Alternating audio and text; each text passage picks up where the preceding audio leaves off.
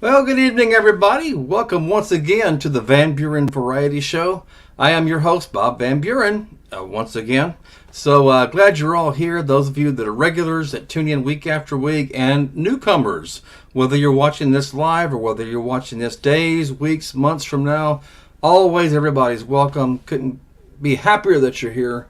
Just to give you a little rundown, in case this is your first time to see this show, this is episode number 125. The show is just what the title suggests, Van Buren Variety. Every week, I have an individual guest on to talk about an interesting topic. It might be the person's profession. They might have an interesting hobby. They might be able to play music or talk about a personal experience they've had. Or even talk about some things that, like a how-to segment, how to make something. So you never know what you're going to get here on Van Buren Variety. And the way you can find out more is if you look on your screen real quick, you'll probably see a subscribe button there. That'll make me feel really good. And as always, tonight's guest, if you like the subject matter and you like the guest, you'll see a like button there on the screen. Make sure you hit that like button. I'm sure our guest would appreciate that as well. Anyway, welcome all to Van Buren Variety. It's been a wonderful journey. This will be the 125th episode of my show. 125 great guests. So, and again, thank you to the viewing audience as well. I appreciate it. Hope you've all had a good week so far. I want to share something with you. I don't know if y'all know much about this. Got a laptop here, but I don't know much about it. I've never worked with this kind of laptop before. Anybody familiar with Lenovo? Lenovo, and it's called a Lenovo ThinkBook. So it's a little bitty laptop, but it seems like it might do its duty. So what I need it for. So let me know, good or bad. Is Lenovo good or is it bad? Yeah. So just let me know. I need some feedback if these are good laptops or not. So anyway, we're not here to talk about laptops. We're talking about something that everybody is interested in, and that's real estate. And that means, do you own your home? Do you rent your home? Do you own your home when you're looking to sell your home? Are you looking to get an appraisal? How much is your home worth? Or how do you bid on a house? You see a house for sale and you ask the price, but how do you make a bid? How do you get in that first person in line? And who do you call? Well, I've got the person you would want to call, or at least get a referral from. So without further ado, I will bring my guest on tonight. Ladies and gentlemen, I'd like to introduce you to Lori Hankins of Remax. Lori, welcome to the Van Buren Variety Show. Thank you. I'm glad to be here. Well, let's just kind of jump into it. Real estate right now across the United States, and I'm sure Canada and everywhere, it's pretty hot right now. I've heard on the news there's actually, quote unquote, a housing shortage. Everywhere you look, there's construction happening everywhere. Do you see that as well? I mean, is it happening like right now as we speak? Is the real estate market really booming right now? It is. We've seen a slowdown in new construction. As much as you see going on, it's still not what was happening a few years ago. We have seen a little bit of a slowdown, more houses on the market, houses sitting a little longer. We've even seen some price decreases, and a lot of that's due to the increase in the interest rate.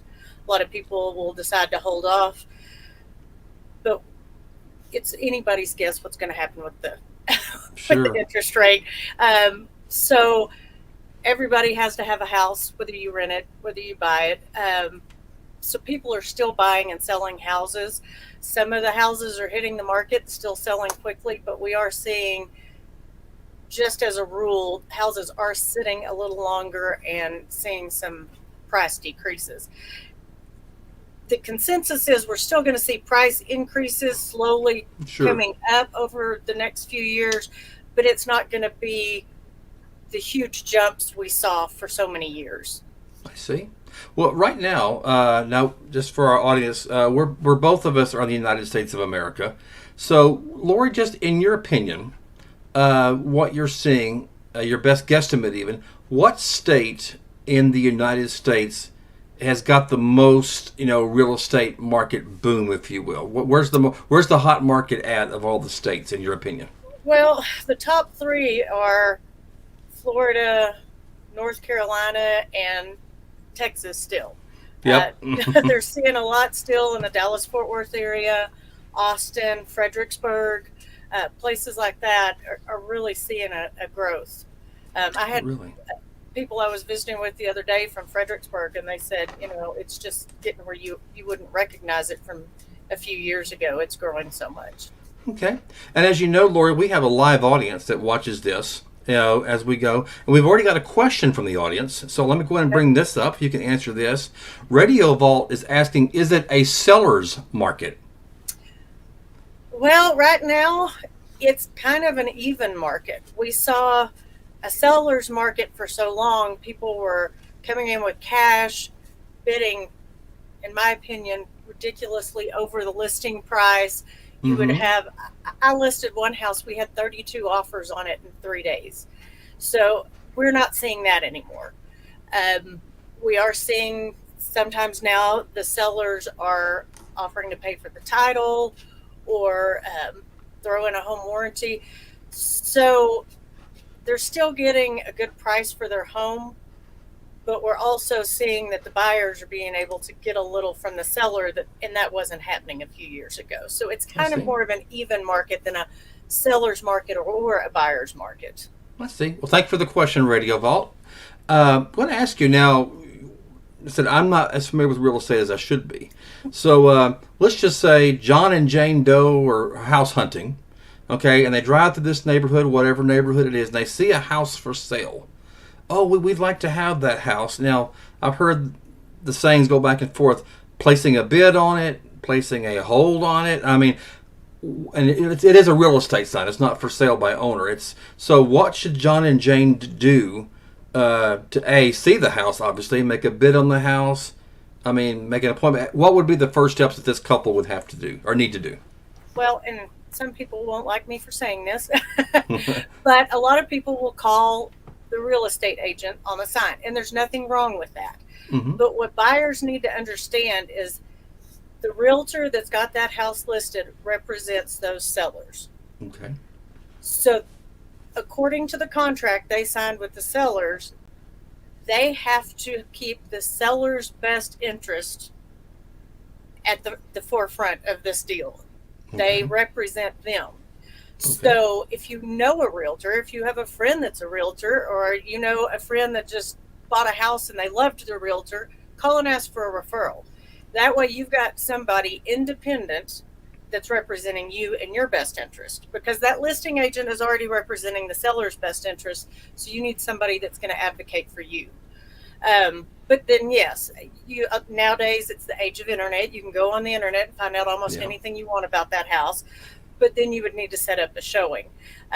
Another thing people don't realize is, say you see this, your best friend just bought a house from me, so they tell you to call me. If I go and show you that house, or you want me to work with you as your realtor, a lot of people are skeptical about signing a buyer representation agreement. It doesn't cost you anything to have a Hmm. realtor represent you as a buyer, Oh, I didn't know which is that. one thing a Okay. lot of people don't know. Yeah. So if I'm your buyer's agent, it doesn't cost you. The seller pays if you buy their house. So I always ask for them to sign a buyer representation agreement, not because I want to try to get my money. I want to make sure you don't use another realtor. But the state of Texas says if you don't sign a buyer's representation agreement with me, I represent the seller, even though I'm not the listing agent. Oh, I see what you're saying. Which is, Wow. and I want to be able to represent my buyers and make sure that they're taken care of, that their, wants and needs and desires are met in this deal, not just the sellers. So I always tell people, I'm happy to show you a couple of houses, but then if you think I'm the one you want to work with, let's get this sold, because then I represent you. I can run comps for you. Any information I get on the house, good, bad, or ugly, I am required by law to share with you, because now I represent you. All So right. that's something a lot of people don't realize. They think as a buyer they have to pay for their agent, pay their agent's commission. And they also think if I'm showing them houses, I automatically represent them, but that's not the case according to the Texas Real Estate Commission. See, well, I've heard this too, and maybe it's exactly what it sounds like, but I've heard like, okay, a house is for sale, and I said, let's say John and Jane Doe want it, but maybe Jim and Tracy Smith want it, and there's what I call a quote bidding war. Does that mean what it sounds? Where okay, they up at $1,000 here, they up another 1,500. What is bidding war? Is it what it sounds like? Kind of. Okay, please, yeah, correct me. So now let me be the listing agent for a minute. If I have a house listed and I have several offers come in, Mm-hmm. I can't tell the other agents what the offers are. Oh, you can't share that. Okay. I cannot share that information unless my sellers ask me to. And most of the time they don't want to do that because they want to get it up as high as they can. Exactly. But without express written consent from my sellers, I cannot tell the agent, well, they offered $5,000 more than you. Mm-hmm. I just have to tell them that I'm taking highest and best offers by this day at this time, and then everyone just has to submit their best offer.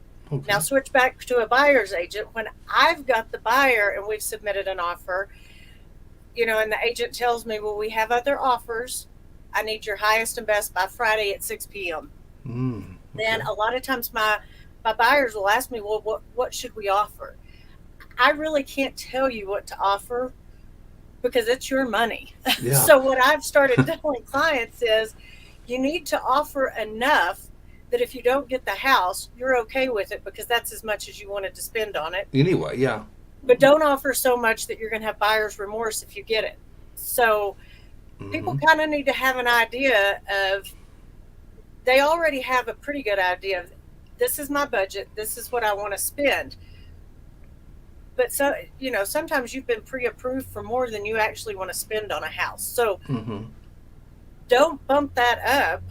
If number one, you're going to feel bad later because you feel like you spent too much on the house. And also you've got to keep in mind, if you're financing it, it's got to appraise or you'll have to pay the difference. I see. Oh, that's good to know. Let me back up a little bit. You mentioned interest rates earlier. What's the average interest rate as of right now? This is August of 2023. Oh, I just looked at that the other day, like 3 days ago. It's 7.75-ish. I'm sorry. In that range. Okay, no problem. I should have looked back at that. I read it, but the number didn't stick in my head. Okay, that's fine. I just thought I would ask. Now, I've heard some other things about real estate. And you being a realtor, I mean, you would know this. So you mentioned a little bit earlier, you touched on about disclosures on a house. And we've all heard the horror stories, okay? There's a house on the block. There was a horrible murder there. Or just something really awful happened there. Is there a... obviously when it's happened in a few years, I think you disclose it, but even after 10, 20, 30, 40 years, is anything ever quote-unquote expired? Does that realtor forever along the house there have to disclose that something quote awful happened there? If it is, so let's say someone died on the property of natural causes. You brought your grandmother home and cared for her till she passed away. Okay. That doesn't have to be disclosed. Natural death. Yes. But my rule of thumb as far as safety issues or, murder, obviously, there have been some houses where there's been suicide, things like that. Ooh. My rule of thumb is, if in doubt, just disclose it. Tell them anyway.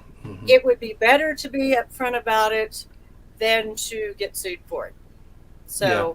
Is that a law? Is disclosure a law? You have to tell someone? It is? Yes. Oh, there okay. is a form called the seller's disclosure. You've got to go through if you know about things like foundation issues, if your roof leaks. Termites. Things like that. Termites. If it has, if you don't have termites, but it was treated for termites before. Things like that. Like I said, best rule of thumb, if in doubt, disclose it. Okay. And Radio Vol had another interesting question while we're on this subject. He goes, what if the client asks if the house is haunted? You better just call Ghostbusters. No. Again, how would the realtor know? I mean, the realtor wouldn't know if it was haunted or not, right? If if an occupant believes the house is haunted, we have seen some disclosures that have things like Really, that on it. it does happen. So yes, you never know. So right now, with the real estate boom the way it is, or house price. Now you mentioned interest rates earlier. Um, is it a good time to buy at this time? My With these, personal opinion on it is it's always a good time to buy. always a good time. I Okay, have, I mean, they're not making any more land, so obviously. you want to get it while you can. The other thing is, I've had people tell me, I don't want to be a homeowner because I don't want to have to take care of repairs and taxes and things like that. And my reply is always, that's great, but you're already doing that. If you're renting, you're paying someone else's mortgage, someone else's taxes, and you're Insurance. paying someone else's upkeep and insurance. Hmm. So you're paying it either way. It's just whether or not when you move, do you get money coming back to you, or do you just move and lose everything you put into that house? So in my opinion, I mean, there were people when interest rates were 18% still buying houses. If it's Really? Oh, something you can buy, and maybe the interest rate's a little higher. If it's something you're going to buy and be there for a while, when the interest rates drop, refinance it. But in my opinion, it's never a bad time to buy. I see. On the houses themselves, do you see currently right now? And again, in case people are watching this much later, this is August of 2023. Are you seeing more selling? I mean, excuse me. Are you seeing people buying existing houses, or are you seeing more people building custom houses at this time? I can only speak for my clients. Okay. I know right now most of mine have been buying existing homes. Okay. Some of it is they don't want to wait for a house to be built, or I've seen a lot of houses that were just built in the last 5 years, and so it's still new enough that they would just as soon buy the existing as to wait for a new home. Oh, okay. Yeah, they're impatient. They want it yesterday. And just this is kind of off the subject, but while we're on new homes, I get a lot of people that when I talk to them and they are buying a new home, they don't want to pay for an inspection because it's a new home. Some of the worst inspection reports I've seen have been on new builds. Really? Part Oh. of that, it's not because they're building shoddy houses necessarily, but they have a certain order that builders go in. And even if they know something needs to be fixed, they won't get there until the punch list, until it's on their list to repair it.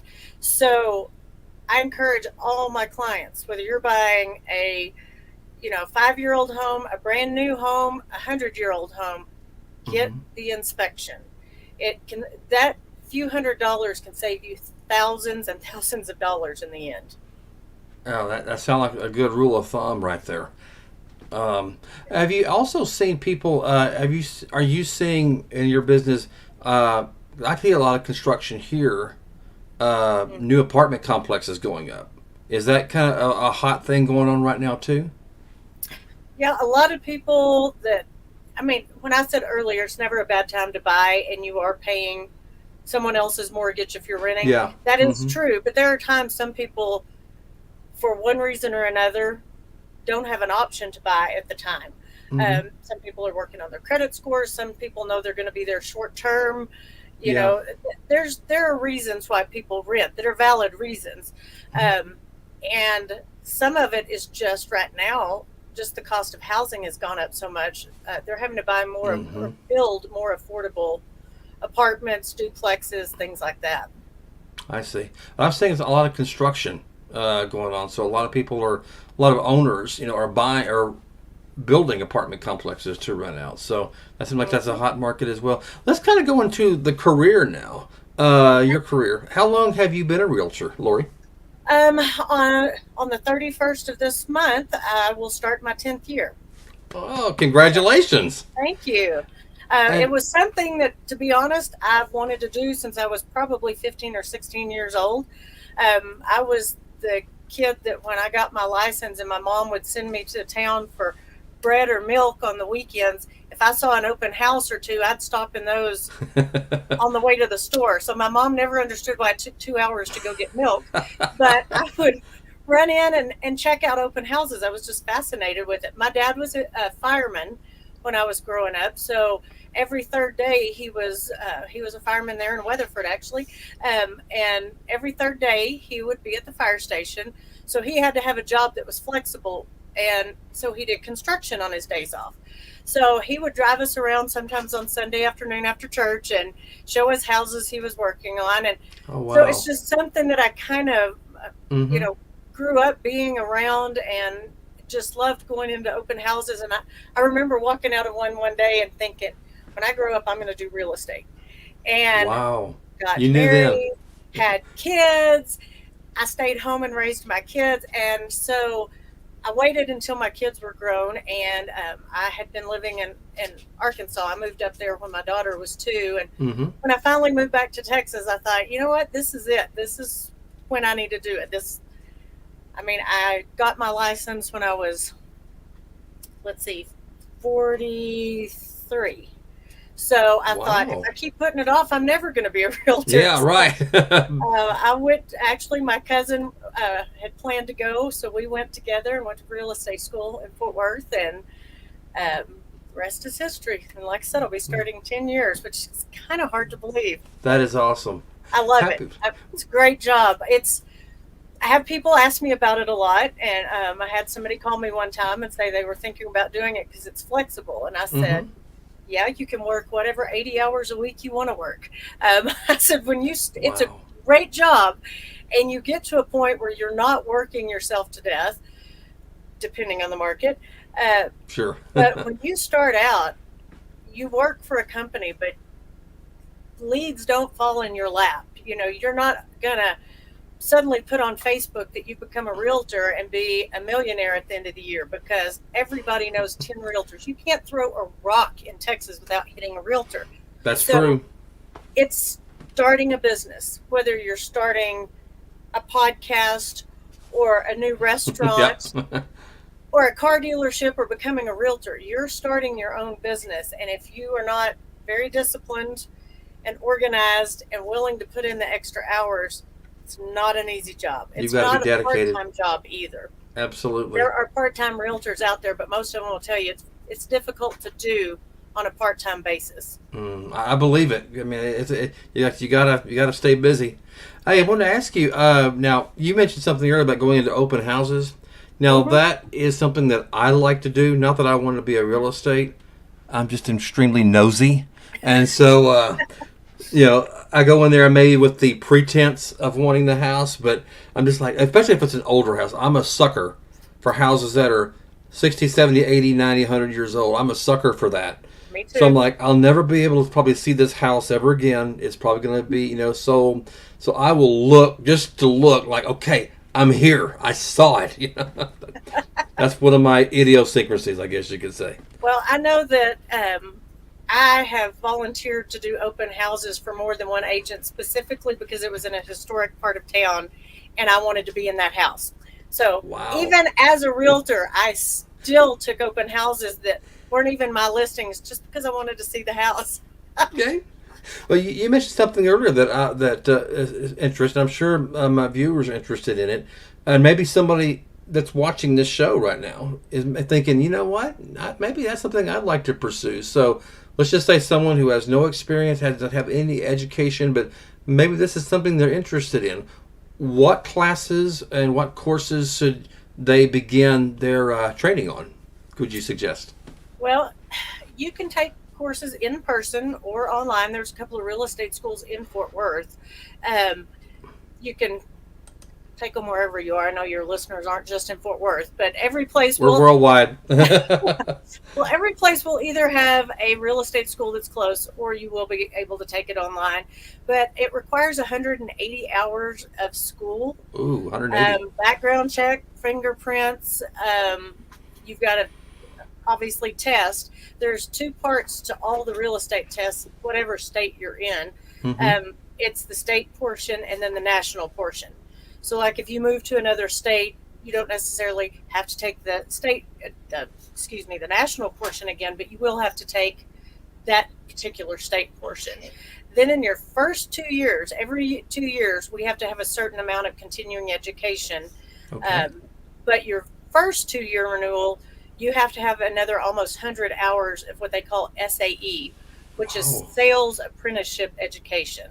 Mm-hmm. So at the end of it, at the end of your first 2 years, you'll have a total of 270 hours of real estate education that covers everything from, you know, the law, the TREC, Texas Real Estate Commission, Mm-hmm. broker information, sale. They'll go over the sales contracts and things like that. There's a lot to learn. Wow. Okay. Well, that's a good start then. Now, I'll ask you this. I'll ask this question because I would never, ask you, private information, a buyer or a seller's identity, whatever. But if you can talk about the property themselves, which kind of talk about historic properties and immaculate properties and old properties.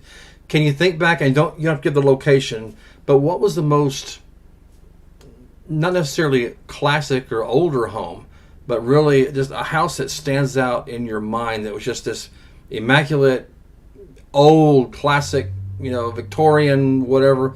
What kind of house was it that you stick out in your mind that you either helped sell or helped someone buy? Well, they actually didn't buy it because this one got into a bidding war. Oh. But this is the house that sticks out in my mind. It was an old, kind of Victorian style house. Uh-huh. A lot of it was original. The Oh, wow. doorknobs that look like the big glass doorknobs. Yes. Had Uh-huh. those in it. Original windows, and it was gorgeous. And it was painted pink, and it looked like a little dollhouse. It was so cute, and I always regretted that she didn't get that house because I loved that house. I said if I was looking for one, I'd have bought it. But yeah, I loved it because it was probably the oldest house I ever showed. I don't even remember the age of it, but I remember at the time thinking, wow, I've never showed a house quite this old before. And it was in great shape. But was it upstairs, or did it have just was all one floor? No, it was just a single story, but Okay. they did try to keep it as original as they could, and it was pretty amazing. And they had flower beds. I mean, they just fixed it up really nice. So, That's and because I am partial to older houses, it I am really too. stuck in my mind. But two of the funniest stories is when I work with clients, we always seem to nickname houses as we go. Yeah. And I remember showing a house to a couple one time, and we were looking around. The wife got a little ahead of us, and I heard her squeal, and we're running back there, and she had opened a bedroom door, and this bed in this guest room was lined with those dolls whose eyes move when you tilt the doll. Old dolls. And it was, so that house from then on was called the creepy doll house when we talked about it. So that's one of the things I tell my clients is, before you list your house, we need to depersonalize it. You may love those dolls, but someone else is going to scream when they see them because they're freaked out by those kind of dolls. Or, don't leave all of your kids' photographs and your diplomas and things with your name. You need to, when people walk in, they need to be able to see their self in that house. They don't need to see all of your personal stuff. And I realize you've got 1,000 shot glasses from your trips, but you should pack those shot glasses before we list your house. You want it to look as big and open and uncluttered as possible. Don't leave a Ouija board lying around. Yeah, don't leave a Ouija board lying around. We did go into one that had a skeleton in it. I mean, like a skeleton? But it was a full-size plastic skeleton, and I thought, yeah, I'll put that in a box. Don't leave those things out. One of the other things is I had a client one time that we were looking at a house. We decided to go out in the backyard. Thankfully, this only happened once. I learned my lesson. We went out in the backyard. It was summer, so I shut the door behind me because you don't want to waste their electricity and cool the outside. Exactly. So we looked around the yard. We went to go back in, and their door was one of those that locks automatically behind you. And the keys to the house were laying on the table where I put them when we walked in. So I thought, not a problem. I'll go through the the gate for the privacy fence. And they had a extra tall privacy fence. They had it padlocked. There was no way, and I was just about to try in a dress to climb this privacy fence Oh to no. go around through the front door. When one of my client, she said, wait, I can get it. And I walked back around the side of the house and she's crawling through the doggy door. I have a picture of it. It's great. I was gonna say, where's the video camera? We need it, but you've got a picture. Yeah, she Oh. said, hey, get a picture of this. This is funny. So took a picture of it, posted it on Facebook. It pops up in my memories occasionally, and I get a good chuckle. That is awesome. Never a dull moment in real estate. Now, when you're trying to sell a house for somebody, we've heard the term curb appeal. A lot of people know what that is, but some people might think curb appeal. So can you kind of give us a rundown? What is curb appeal? Well, a lot of people, when they're getting ready to sell their house, they go through it, they declutter it, they depersonalize it, they'll deep clean, touch up paint, where the kids have scratched the walls and things. But a lot of people never think about the first impression is going to be when you pull up in front of a house. Mm-hmm. I've literally had clients, we've pulled up to a house and they've said, no, I'm marking this one off. I don't even need to see it. Really? They never even went in the house because they didn't like the looks of it from the outside. Wow. So maybe power wash and touch up paint on the outside, or your shrubs overgrown and need to be trimmed back. Get the weeds out of the yard. Something as simple, some people don't even think about mowing. But when you pull up and your grass is 8 inches tall, you haven't, I realize maybe you've been busy, maybe the mower's broke, but if you're going to have your house on the market, that first impression needs to be a good one, not they don't really maintain it. And if they get the feeling that you're not maintaining the outside, then they're going to assume you're not maintaining the water heater or the HVAC system or replacing your air filters. Yeah, sheetrock even. Impression is a big deal. So touch up paint, maybe put a fresh paint. I can't even talk. Fresh coat of paint on the front door. Plant some new flowers. Things like that make a big difference. Just gives a fresh look to the house. Okay, I'll remember that. We got a question again from the audience. Let's see what this question says. Let me pull it up here. JT's asking, how can you decide if the realtor you have is doing a good job or not? For me, one of the biggest things, because before I became a realtor, I bought and sold more than one house in my life. So for me, the biggest thing is, like I said, if say you're going to sell your house and you interview me, if you tell a realtor, well, we have foundation issues, and they go, well, just don't mention that. I mean, that's not that big of a deal. All houses in North Texas have foundation issues. That's a red flag because, first of all, the realtor can get sued for that. But if it is disclosed, they find out afterwards that there's foundation issues and you knew about it and you didn't disclose it on the seller's disclosure, they're going to come after you as well. Wow, that's but true. For me, probably the biggest number one thing is that your realtor staying in communication with you. If you call, you text, you email, and you can't get a response, they're not doing their job. I mean, I don't care how busy you are as a realtor, your clients are number one, and you've got to get back with them. You've got to keep them in the loop. I've worked with agents before who treated it like it was their house and their decision, and it's not. It's your home. It's your decision how it is sold. If you're the buyer, you're the one living in the house, not me. Absolutely. So, they need to be keeping your best interest in mind, listening to what you have to say, and staying in communication with you. Because there are times where things pop up in an inspection report, or maybe you find out the seller's financing is falling through or something. There are usually options. But if you don't share that with your client and talk with them about pros and cons and possible solutions, and you've known about it for a week, but you didn't bother to tell them, that's, to me, just not a way to do business. Yeah, absolutely. It's a good question, JT. Thank you very much for that. And here's another example that I've been wondering about. Let's just say I'm friends with Jane Doe of XYZ Realty, okay? And I really want to do business with her. She's going to try to help me find a house to buy, Again, in my hypothetical, she works for XYZ Realty. Okay, I find a house going down the block. It's for sale, but it's ABC Realty. It's not Jane Doe's company. Can I still do with Jane Doe even though it's a different company that's Absolutely. representing it? And how does that work? Well, a lot of people have said, well, when you list my house, every time you bring people to it, and that's when I stop them right there, I'll go, chances are I'm not going to bring somebody to your house that's going to buy it. It'll be another realtor, probably even with another company. Okay. We have something called the MLS. It's the multiple listing service. So when I list a house in there, it goes out to realtor.com, Zillow, even though those two things are 4-letter words to most realtors, it does go out there to Remember advertise that. it. It also goes to, any realtor can look at it once it goes in the MLS.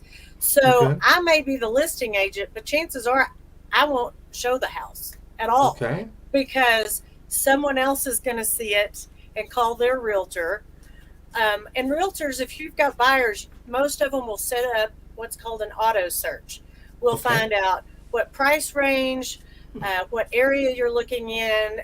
Do you need a garage? Do you want a pool? How many bedrooms, bathrooms, square footage, things like that. So we set this auto search up. Then anytime a realtor puts in a new listing that fits your criteria, it'll automatically send it to you. So when that happens, they're going to call their realtor to go see it. They're not going to call the listing agent.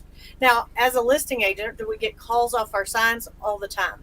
But something I tell every one of my clients when I list their house, when I put that sign out in your yard, I represent you. So if I get a call from an unrepresented buyer, I'm going to refer them to someone in my office. Because I might show them the house, but if they think they want to make an offer on it, I'm going to send them to another agent that can represent them, because that's only fair for that buyer, but it's also only fair for my seller that I follow through with what I said and I represent them through the transaction. In Texas, you can let me watch how I phrase this. Okay. You can't represent the buyer and seller. You can do an intermediary, which means if I wanted to keep all the commission for myself, then I could keep the listing and bring some buyers. But the problem comes in when the buyer asks me a question about, well, do you think the seller would accept this? Well, I don't know. You'll just have to offer it and see. And then when my seller asks me a question, I'm like, I don't know. I'll just have to talk to that buyer. I can't offer opinions to either one of them because now I don't really represent anybody. I'm just an intermediary that shuffles paperwork back and forth. So some agents do that, and I'm not saying it's unethical or illegal or anything like that, but for me, that tends to be the quickest way to get yourself sued. And I don't want to get sued. I truly am just trying to do something for my clients. So if I represent you as a seller, I am not going to represent the buyer on your home. I'm going to send them to somebody else.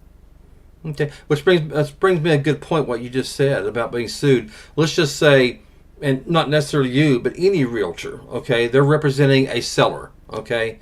The seller knows there's something going on with the house. There's something wrong, okay? They choose, or they deliberately don't tell you or the realtor about it. They hide it from you, okay? Then the house is bought, the buyer. Okay, the buyer now finds out something's wrong. They can now sue the seller. Is that a true statement? True. Knock on wood, I've never been sued. Well, not you. I meant that someone withheld something from you. But it's a pretty common thing, but thankfully I've never been sued. I've had fabulous clients, and I just try to do my best and be upfront and honest. That way I don't get myself sued. But in that instance, they could still sue the realtor, and they would have to bring in paperwork. They'd have to provide all their texts and emails and things like that with that client. But if there is nowhere in there where that client told them there was something wrong with the house, then chances are the realtor is not going to have to do it. Not on the hook. Yeah, because not going to be on the hook for it. But yes, I've not had anybody sue someone. But knock on wood or knock on the ocean, I guess. Wood, me or any of my clients. But this country's gotten sue happy, so there could always be a chance it happens. That's why my rule of thumb is disclose, disclose, disclose. Absolutely. And just be honest. You know, say there is some foundation work that needs to be done. This couple may not want it, but there's someone out there who'll still buy it. He'll still Just buy let it. them know up front. Be Just like with honest. me. Yeah. If I know what I'm getting myself into, that's fine. But if I bought a house and then found out there was They hid something. $1,000 worth of foundation work that needed to be done, I'd sue. Yeah, And, for I sure. want that foundation fixed. Exactly. Well, I got another question for you, but we got a question from the audience as well. So we got some good questions here. Radio Vault's asking, is there an uptick in people buying an extra house so they can list it on Airbnb or Vrbo? Are you seeing people buy more rental property to rent out? Please, Yes, Lori? I have. That may slow down depending on what town you're in. Some cities and towns are not very short-term rental friendly. So some places, I always tell people, if that is what you are looking for, you need to do your research. You really need to make sure, do they allow them? If they do allow them, what are the pros and cons? Because some places, I know, I'm just going to go ahead and tell everybody this. I still sell real estate in Texas, but I had breast cancer in 2020. I had to have a double mastectomy, and I'm on a chemo pill for 10 years, and that chemo pill caused me to not be able to tolerate heat at all. I mean, I was so sick last year during our triple digits in Texas. We were on vacation here in Colorado last year, and on the way home, I said to my husband, I said, you notice I haven't been sick at all since we left Texas and the heat and humidity. And he said, I did notice. And I said, well, I'm moving to Colorado. Would you like to come with me? So worked out perfect. Last September, we moved to a little town in Colorado called Cripple Creek. And I'm got a clean bill of health, and I feel wonderful because I'm not in the heat and humidity. So I'm still selling real estate down there. I have amazing agents in our office. We're the second largest real estate or RE/MAX office in the state of Texas. So I have lots of agents that are willing to help me out and back me up. So they'll show houses for me, and I'll handle paperwork and negotiations and things like that. Perfect. But the town we live in here in Cripple Creek, they have very, very specific short-term rental rules. You can't have one within 200 feet of another one. This town was established in the 1800s, and there's a lot of historic homes in here. Oh, I bet. If they're going to be used for Airbnbs, they have to be brought up to ADA regulations. So there's a lot of people actually up here selling some of their homes that they were using for Airbnb because with the new laws in place, it's not cost effective for them to modify it. Sure. So that is another problem in other towns. It's not just Cripple Creek, Colorado. Yeah. So, there are pros and cons both ways. But I have seen people buying homes not just for short-term rentals, but just as rentals because, property's a good investment. If you can hold it. No, it's not always a good short-term investment, but property is always a good long-term investment. The market will do this, but it always goes back up. So lots of people buying the vacation home that they can actually rent out an Airbnb, and a lot of people are paying them off in a very short amount of time. So then they've got a paid for second home bringing in income. It's not a bad deal. That's great. Well, tell us a bit more about your employer. Let's talk about RE/MAX. Are they nationwide? They are worldwide. RE/MAX is worldwide. So, yes. That's Great Britain or Australia. Yes. Oh, wow. Okay. So if you decide to buy a house and you want to live in Italy, I'll refer you to a realtor in Italy. If you decide you want to move to Colorado, all of you who can't stand the triple digits anymore, like me, yeah. Anywhere, pretty much anywhere in the world, I could refer you to an agent there. If I can't do it, I'll find someone who can. And while we're on that subject, ladies and gentlemen, Lori has a website, which I'm going to display now. And there it is. And for those of you listening on audio only, it is www.Lori, Lori, Hankins, all one word, LoriHankins.remax.com. So, Lori, I'll let you tell us. If people go to this website, what will they see? Except sorry about this, but it's remax.net. Okay, let me type that again. We will I take may have that told off. you remax.com, but it's net.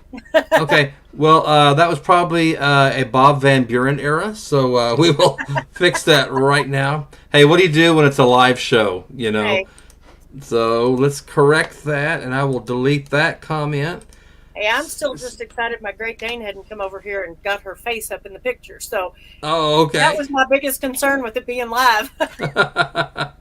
Okay, so it's lorihankins.remax.net. So, Lori, I'll let you tell us. If people go to this website, what all will they see? Can they contact you from here?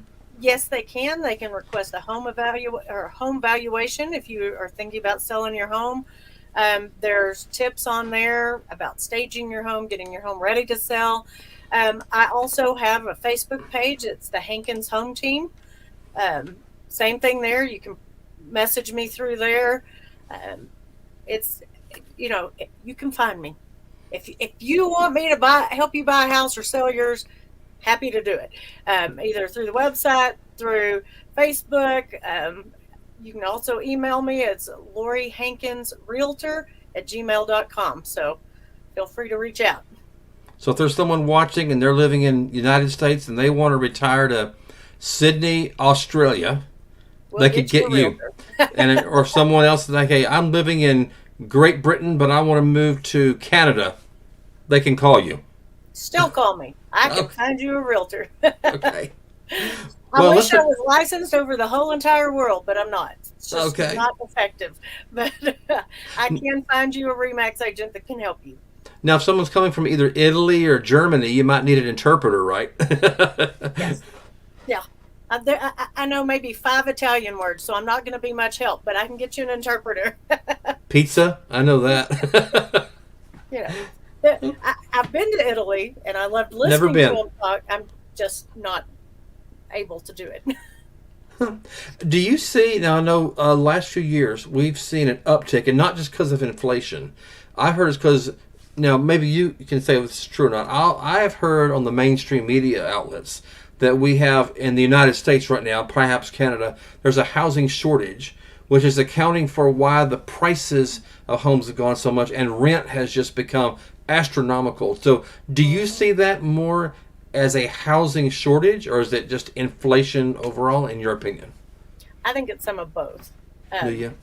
Yeah, and when you see a boom like we did in the Dallas-Fort Worth area, and you've got so many people moving in so quickly, the demand for housing, builders just couldn't keep up with it. And some people didn't have the option to wait for a house to be built. I know at one time there were some builders there in the Metroplex that were actually doing a lottery for new builds. So they would tell you to show up on Saturday at a certain time. You drew a number, and when they started drawing numbers, you got to go pick a lot and your house plan, and then they would draw the next one. And when they ran out of lots, everyone else that was there had to leave. They just had more people wanting houses than they had houses to sell. And I asked people that have been in real estate longer than I was alive, and they said they'd never seen anything like that. That is amazing. Wow. I didn't know they had, quote, lotteries like that. Man. Now, we talked a lot about residential houses tonight, Lori, but do you also do commercial? Some. I prefer residential. I will do some commercial, but I'm not going to take on something that I feel like I could not represent you well. I'll refer you to someone who can, but the last thing I want to do is get you in the middle of a deal that I'm not qualified to handle. So certain commercial deals, yes, I'm comfortable doing. Others, not so much. If you want to buy a small apartment complex or a fourplex or things like that, that's great. If you want to go buy a shopping mall, I'm probably not your girl because I'm just not positive I'd know how to handle that. I meant like a little store, maybe it already built. Maybe somebody wants to run a little mom and pop store out of there. Yes. A simple business. Yeah, something like that's fine. My passion is houses because Especially, I was told early on, you should really work to try to get into upscale homes, luxury market. There's more money in it just because they sell for a higher price. Sure. But to me, my favorite people to work with are older people that are downsizing. I mean, Yes. I work with everybody. I love working with pretty much. If you're nice, I like working with you. So that's my rule of thumb. If you're nice, I like you. But my favorite people to work with are first-time home buyers, mostly because they have lots and lots of questions, and not everybody wants to answer a million questions or the same question a million times. I don't Uh-huh. mind, because I remember the first time I bought my first home, and it's a scary thing to go through. It's confusing, and you have no idea what to expect. And there's nothing like the feeling of handing somebody a key to their first home. I just love working with people I like that. see. Now, I do luxury homes. I do, Oh, wow. second homes, vacation homes, whatever. But those are just my two favorite, because when I'm working with someone who is maybe selling their home and going to a retirement community, I try to look at it like, if these were my grandparents, I would want someone to take care of Absolutely. them. So I want to take care of these people. And if it's first time home buyers, I look at it like I do my kids. I would want a realtor to take care of them when they're buying their first home. So I want to do the same for those kids. Absolutely. I was going to ask you, we talked about open houses earlier, how we go through open Mhm. houses. Does Remax have a lot of open houses that they do as well? Yes, we sure do. And it's great because I may not have time to do an open house one weekend, Mm-hmm. um, but there's always newer agents needing the experience that can go in and they can hold the houses open. A lot of times you'll meet new buyers that way. So Oh, it's a wow. great thing to do. You don't sell a home at an open house that often. I have done that.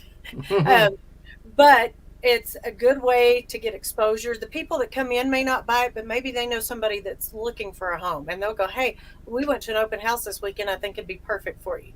So the people that come in may not be the ones that buy the house, but the people that come in may spread the word to the Yeah. people who eventually do buy it. So, I mean, they're still effective. And for the agent, they're effective, like I said, at possibly picking up some new buyers as well. Yeah.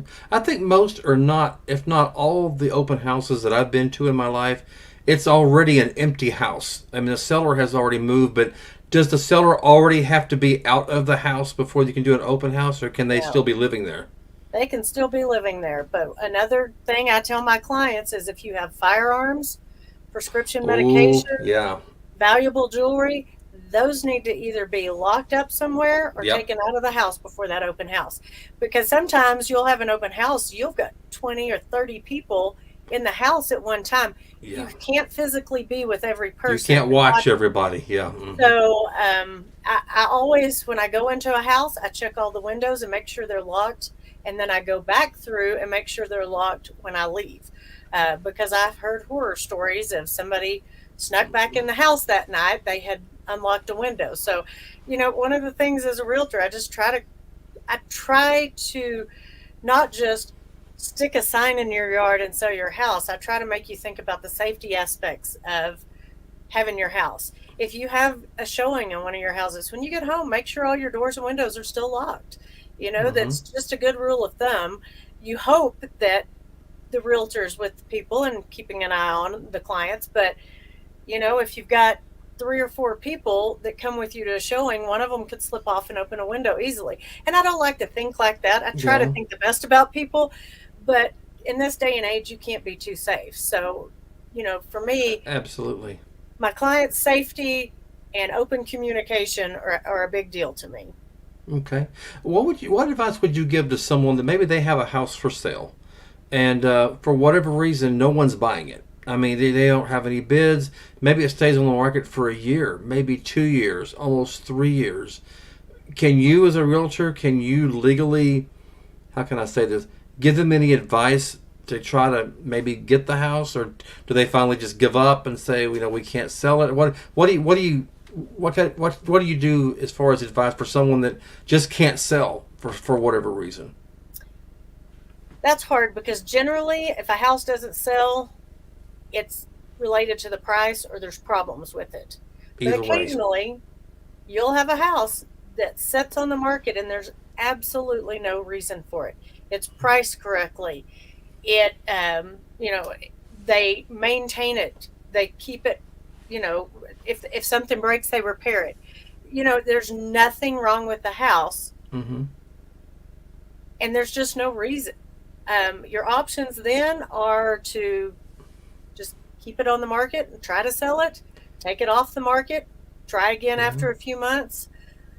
I've got clients actually right now that have an amazing house, priced great, and it's just sitting there, and we have no idea why. And I get great feedback on this house, but they're not going to drop it below a certain. They're not going to give it away. I was going to say, can you advise maybe somebody that's or if you think the price is way too high, or can you just say no? What would they get if they want? That's what they're trying for. They need to keep it. I've actually turned down listings before because they were so unreasonable on the price. Really? Okay. Because I knew it wouldn't sell, and I have seen houses that other realtors and I have talked about that they've had listed, and it was listed entirely too high, but that's what the seller insisted on. It would end up expiring because they were so overpriced. They would relist it with another agent and end up selling it for what their agent originally told them they should price it for. So, Wow. we will always joke, what do I know? I'm just the realtor. But, just like right now, like I said, with the one that's not selling, all I can tell them is, it will sell if you continue to drop the price, but it's priced at a great price. So maybe it's just not supposed to sell right now. Maybe there is a reason it's not selling, but it's certainly not the condition or the price. Sure. So sometimes, I've told people, I said, your options are, just let it sit there till the right person comes along, or keep dropping it until somebody buys it. Someone finally does. Yeah. Well, Lori, I think we're almost out of time, but I do want to display your website again. Ladies and gentlemen, it's www.LoriHankins, that's all one word, LoriHankins.remax, REMAX.net. And again, I'll ask you again, Lori, for those that just tuned in, can they contact you through here as well, obviously? Or can Absolutely. Absolutely. Okay. And if you're listening, like I said, you can go to my Facebook page, which is the Hankins Home Team. And you can also email me at lorihankinsrealtor@gmail.com.